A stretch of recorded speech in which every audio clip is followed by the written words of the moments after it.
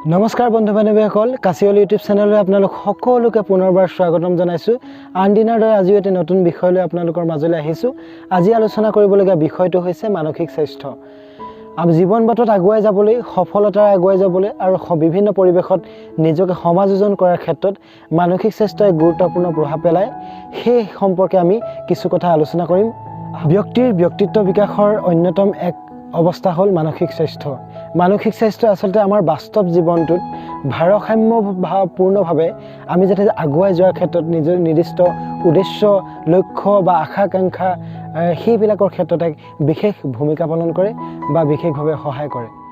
ইয়াৰ লগতে মানসিক স্বাস্থ্যই সিদ্ধান্ত গ্ৰহণ, দায়িত্ব পালন, আনৰ লগত ভালদৰে মিলা মিছা কৰা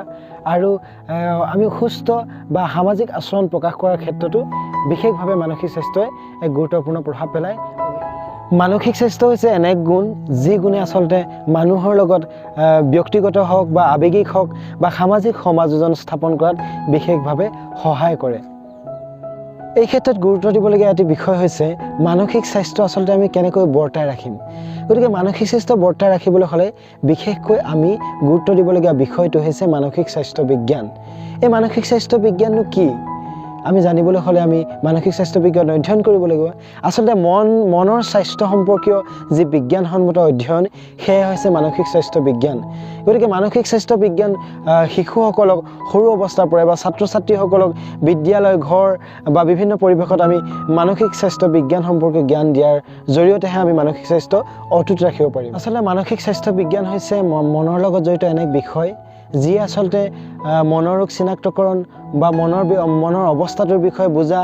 বা মনৰ যিবিলাক সমস্যা আছে সেই সমস্যাবিলাক সমাধানৰ কাৰণে বা সেইবিলাক প্ৰতিকাৰৰ কি উপায় আছে সেই সম্পৰ্কে অধ্যয়ন কৰি মনক এটা উচ্চ পৰ্যায়লৈ লৈ যোৱাৰ বিষয়ে যি অধ্যয়ন কৰে সেয়ে হৈছে মানসিক স্বাস্থ্য বিজ্ঞান। এই মানসিক স্বাস্থ্যৰ বিষয়ে আমি যদি চাওঁ তেতিয়া এটা কথা বিশেষভাৱে গুৰুত্ব দিব লাগিব, কোনবিলাক বিষয়নো আচলতে মানসিক স্বাস্থ্যৰ ক্ষেত্ৰত প্ৰভাৱ পেলায়। আমি যদি সেই ক্ষেত্ৰত চাওঁ, প্ৰধানতে হ'ল ঘৰখন, বিদ্যালয় আৰু সামাজিক পৰিৱেশ। সেই তিনিটা দিশে বিশেষভাৱে আচলতে প্ৰভাৱ পেলায়। আমি ঘৰখনত এনেধৰণৰ সুব্যৱস্থা কৰিব লাগিব, পৰিৱেশ গঢ়িব লাগিব বা বিদ্যালয়ত এনেকুৱা ধৰণৰ পৰিৱেশ গঢ়িব লাগিব। এনেধৰণে তেওঁলোকক দিহা পৰামৰ্শ দিব লাগিব, তেওঁলোকক আমি কাউন্সেলিং কৰিব লাগিব। গতিকে সেই কথাবিলাক আমি গুৰুত্ব দি এটা সুস্থ পৰিৱেশ সমাজত সৃষ্টি কৰি আচলতে মানসিক ৰোগ নিৰাময় কৰিব পাৰি আৰু মানসিক ৰোগ নিৰাময়ৰ জৰিয়তে মানসিক স্বাস্থ্য আমি অটুট ৰাখিব পাৰিম। মানসিক স্বাস্থ্যৰ লগত জড়িত এটি বিষয় হৈছে সমাযোজন। আমি এডজাষ্টমেণ্ট বুলি যদি কওঁ, গতিকে এই সমাযোজননো কি? আচলতে প্ৰত্যেক ব্যক্তিয়ে নিজৰ প্ৰয়োজনৰ ওপৰত ভিত্তি কৰি নিজক সংশোধনৰ চেষ্টা কৰে আৰু এই সংশোধনৰ জৰিয়তে ব্যক্তিয়ে মানসিক আৰু দৈহিকভাৱে সামঞ্জস্যতা স্থাপন কৰিবলৈ চেষ্টা কৰে আৰু তাকে আচলতে সমাযোজন বুলি কোৱা হয়। আৰু এই সমাযোজন যেতিয়া অসুস্থ হয় তেতিয়াই আচলতে সেই অপসমাযোজনলৈ পৰিৱৰ্তন হয়, যাৰ ফলত আচলতে মানসিক অস্থিৰতা আহে, আৱেগিক অস্থিৰতা আহে বা বিভিন্ন ধৰণে আমি নিজক নিয়ন্ত্ৰণ কৰিবলৈ আমি অসুবিধাত পৰোঁ, যাৰ ফলত সমাজত এটা কুপ্ৰভাৱ পৰে। ইয়াৰ ফলত আচলতে মানসিক বিশৃংখলতা, অপৰাধমূলক অনুভূতি বা হীনমান্যতা এনেকুৱা ধৰণৰ প্ৰবৃত্তিবিলাকো জাগ্ৰত হোৱা দেখা পোৱা যায়। অপসমাযোজনৰ ক্ষেত্ৰত যদি আমি চাওঁ, আক্ৰমণমূলক মনোভাৱ আহিব পাৰে বা আচৰণৰ বিসংগতি আহিব পাৰে আৰু বিভিন্ন ধৰণৰ অপৰাধ প্ৰৱণতাবিলাক জাগ্ৰত হোৱা দেখা পোৱা যায়।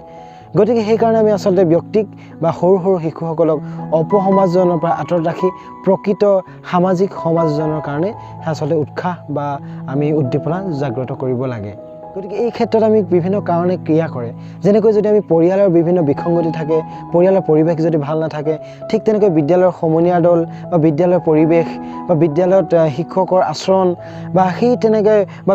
ব্যক্তিগত বিভিন্ন সমস্যা, এনেকুৱা ধৰণৰ বিভিন্ন কাৰণতহে আচলতে ব্যক্তিয়ে এনেকুৱা ধৰণৰ অপসমাযোজিত হোৱা দেখা পোৱা যায় বা অপসমাযোজনমূলক আচৰণ কৰা দেখা পোৱা যায়। সামাজিক কাৰণ হওক বা অৰ্থনৈতিক কাৰণ বা বিভিন্ন ধৰণৰ আমাৰ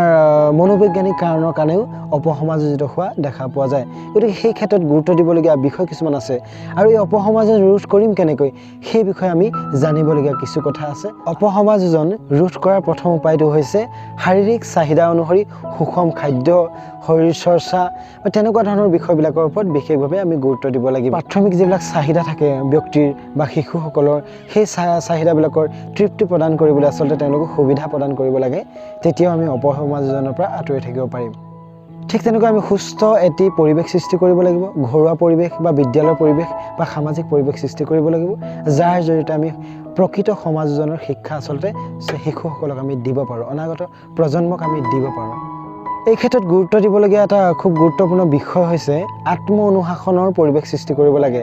শিশুসকলক আচলতে নিজে নিজে অনুশাসিত হ'বলৈ শিকাব লাগে এনেধৰণে আমি তেওঁলোকক ইনস্পায়াৰ কৰিব লাগে এনেধৰণে আচলতে এনেকৈ উৎসাহ প্ৰদান কৰিব লাগে এনেকুৱা পৰিৱেশ সৃষ্টি কৰিব লাগে যিটো পৰিৱেশত আচলতে বেয়া চিন্তা বেয়া কথা মনলৈ আচলতে নাহেই তেতিয়া ছাত্ৰ ছাত্ৰী বা শিশুসকলে নিজে নিজে নিজক অনুশাসন কৰিবলৈ শিকিব তাৰ লগত আমি গুৰুত্ব দিবলগীয়া এটা বিষয় হৈছে সহপাঠ্যক্ৰমিক কাৰ্যাৱলী পাঠ্যক্ৰমিক যিবিলাক কাৰ্যাৱলী আছে সেই কাৰ্যাৱলীবিলাকৰ লগত জড়িত হৈ থাকিলে আচলতে আমি সেই শিশুসকলক বা আমি ব্যক্তিসকলক আমি আচলতে সেই অপসমাজজনৰ পৰা আঁতৰাই ৰাখি প্ৰকৃত সুস্থ সমাজজনত সহায় কৰিব পাৰিম মানসিক স্বাস্থ্যত প্ৰভাৱ পেলোৱা আন এটা বিষয় হৈছে হতাশাগ্ৰস্ততা যাৰ কাৰণে আচলতে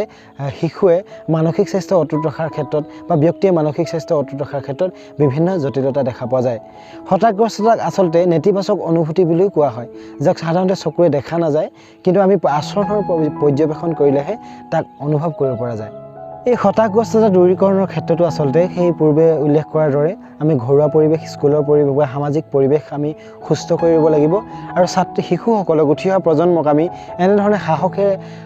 আগুৱাই যাবৰ কাৰণে তেওঁলোকক অনুপ্ৰেৰণা যোগাব লাগিব যাতে তেওঁলোকে জীৱন বাটত যিকোনো ক্ষেত্ৰতে হতাশা নাহে নিৰাশা নাহে সদায় আগবাঢ়ি যোৱাৰ যিটো প্ৰৱণতা উৎসাহ বা নিৰ্ভয় সংশয় নাইকিয়া কৰি আমি আগুৱাই যোৱাৰ কাৰণে তেওঁলোকক আচলতে উৎসাহ উদ্দীপনা দি এনেকুৱা ধৰণৰ এটা পৰিৱেশ সৃষ্টি কৰিব লাগিব মানসিক স্বাস্থ্য অটুট ৰখাৰ ক্ষেত্ৰত এটা গুৰুত্বপূৰ্ণ দিশ হৈছে যোগাভ্যাসৰ জৰিয়তে আচলতে আমি মানসিক স্বাস্থ্যত ইতিবাচক বিভিন্ন ধৰণে খুব প্ৰভাৱ পেলোৱা দেখা পোৱা যায় যি যোগ ধ্যান প্ৰাণায়াম বা এনেকুৱা ধৰণৰ যোগাভ্যাসৰ জৰিয়তে যোগাভ্যাস অনুশীলনৰ জৰিয়তে আমি মানসিক স্বাস্থ্যত এটা সুন্দৰ প্ৰভাৱ পেলায় বিভিন্ন ক্ষেত্ৰত আমি কেতিয়াবা এই হতাশা নিৰাশা যিবিলাক বিষয় আছে বা প্ৰৱণতা আছে সেইবিলাক নাইকিয়া কৰি উৎসাহেৰে আগুৱাই যোৱাৰ ক্ষেত্ৰত শৰীৰ মন আৰু আত্মাৰ বিকাশৰ ক্ষেত্ৰত যোগাভ্যাসে বিভিন্ন ধৰণে এটা সুদূৰ প্ৰসাৰী প্ৰভাৱ পেলায় গতিকে আমি যোগাভ্যাস অনুসৰণ কৰিও আমি মানসিক স্বাস্থ্য অটুট ৰখাত সহায়ক কৰি তুলিব পাৰোঁ মানসিক স্বাস্থ্য অটুট ৰখাৰ ক্ষেত্ৰত যদি আমি চাওঁ আমি এনেকুৱা ধৰণৰ কিছুমান প্ৰৱণতা জাগ্ৰত কৰিব লাগে বা জগাই তুলিব লাগে যিবিলাকৰ জৰিয়তে আমি মানসিক স্বাস্থ্য অটুট ৰাখিব পাৰোঁ যেনেকৈ যদি আমি চাওঁ ইতিবাচক মনোবিজ্ঞান সহমৰ্মিতা ক্ষমা কৃতজ্ঞতা কল্যাণকামী চিন্তা বা সুখ প্ৰাপ্তিৰ ইচ্ছা এনেকুৱা ধৰণৰ বিষয়ৰ জৰিয়তেও আমি ইতিবাচক মানে মানসিক স্বাস্থ্য ৰখাৰ ক্ষেত্ৰত আমি ইতিবাচক প্ৰভাৱ পেলাব পাৰোঁ আৰু যিবিলাক অপসমাজজন হতাশাগ্ৰস্ততা এনেকুৱা ধৰণৰ যিবিলাক বিষয় সেই বিষয়বিলাকৰ পৰা সেই তেনেকুৱা দিশবিলাকৰ পৰা আঁতৰাই ৰাখি শিশুক আমি সুস্থ মানসিক বিকাশৰ ক্ষেত্ৰত আমি সহায় কৰিব পাৰোঁ গতিকে এনেকুৱা ধৰণৰ এক পৰিৱেশ সৃষ্টি কৰি আমি উঠি অহা প্ৰজন্মক বা যিবিলাক ব্যক্তি আছে হতাশাগ্ৰস্ততাত ভুগি থকা বা অপসমাজিত ব্যক্তি আছে গতিকে তেওঁলোকক আমি আগুৱাই আনি এটা ভাল পৰিৱেশ দি তেওঁলোক এখন সুস্থ আমি সমাজৰ কল্পনা কৰিব পাৰোঁ গতিকে আহকচোন আমি মানসিক স্বাস্থ্য অটুট ৰাখি এখন সুন্দৰ সমাজৰ কল্পনাৰে আগুৱাই যাওঁ গতিকে আজি ভিডিঅ'টো ইমানেই আছিলে গতিকে ভিডিঅ'টো কেনে পালে জনাব লাইক কমেণ্ট শ্বেয়াৰ ছাবস্ক্ৰাইব কৰি দিব আৰু আগুৱাই যাবলৈ আপোনালোকে আশীৰ্বাদ কৰিব ধন্যবাদ